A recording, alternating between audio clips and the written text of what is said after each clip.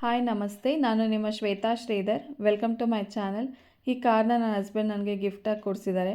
ಈ ಕಾರ್ನ ನಾವು ಟ್ರೂ ವ್ಯಾಲ್ಯೂಯಿಂದ ಪರ್ಚೇಸ್ ಮಾಡಿದ್ದು. ಟ್ರೂ ವ್ಯಾಲ್ಯೂ ಬಂದು ನಾಯನಹಳ್ಳಿ ಹತ್ರ ಇದೆ. ನನಗೆ ಮ್ಯಾನ್ಯುವಲ್ ಗಾಡಿ ಓಡಿಸ್ಲಿಕ್ಕೆ ತುಂಬ ಕಷ್ಟ ಆಗ್ತಾಯಿತ್ತು. ಅದಕ್ಕೆ ನಾನು ಓಡಿಸೋದೇ ಸ್ಟಾಪ್ ಮಾಡಿಬಿಟ್ಟಿದ್ದೆ.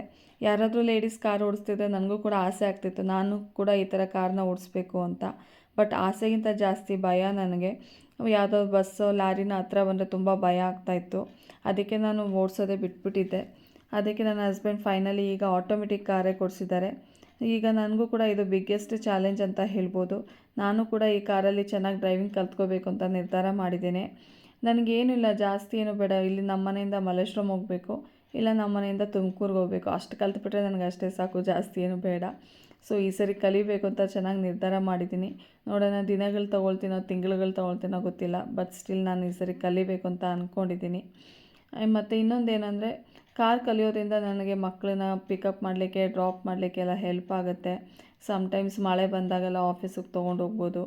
ಸೊ ಅದಕ್ಕೆ ಈ ಸರಿ ಕಲಿಬೇಕು ಅಂತ ಅಂದ್ಕೊಂಡಿದ್ದೀನಿ. ಮತ್ತು ಇನ್ನೊಂದೇನೆಂದರೆ, ನಮಗೆ ಬ್ಯಾಂಗ್ಳೂರಲ್ಲಿ ಟ್ರಾಫಿಕಲ್ಲಿ ಕಾರ್ ಓಡಿಸೋದು ತುಂಬ ಕಷ್ಟ ಇದೆ, ಇಲ್ಲ ಅಂತಲ್ಲ. ಬಟ್ ನನಗೆ ನಾನು ತುಂಬ ಕಷ್ಟ ಆಗ್ತಾಯಿದ್ದೇನೆಂದರೆ, ರಿವರ್ಸ್ ಗೇರ್ ತೊಗೋಬೇಕಾದ್ರೆ ಕಷ್ಟ ಆಗ್ತಾಯಿತ್ತು ನನಗೆ ಮ್ಯಾನ್ಯುವಲ್ ಕಾರಲ್ಲಿ. ಆಮೇಲೆ ಗಾಡಿ ನಾವು ಹಪ್ಪಲ್ಲಿ ನಿಲ್ಲಿಸಿದಾಗ ಅದು ಮುಂದೆ ಹೋಗಬೇಕಂತ ನಾವು ಟ್ರೈ ಮಾಡಿದ್ರು ಗಾಡಿ ಹಿಂದಕ್ಕೆ ಬರ್ತಾ ಇರುತ್ತೆ. ಸೊ ಅದು ಕೂಡ ಕಷ್ಟ ಆಗ್ತಾಯಿತ್ತು. ಅದಕ್ಕೆ ನಾನು ಓಡಿಸ್ತಾ ಇರಲಿಲ್ಲ, ಬಿಟ್ಬಿಟ್ಟಿದ್ದೆ ಬೇಡಪ್ಪ ಅಂತ. ಬಟ್ ಸ್ಟಿಲ್ ನನ್ನ ಹಸ್ಬೆಂಡ್ ನನಗೆ ಪುಷಪ್ ಮಾಡಿ ಈ ಸರಿ ಈ ಕಾರ್ನ ಕೊಡಿಸಿದ್ದಾರೆ.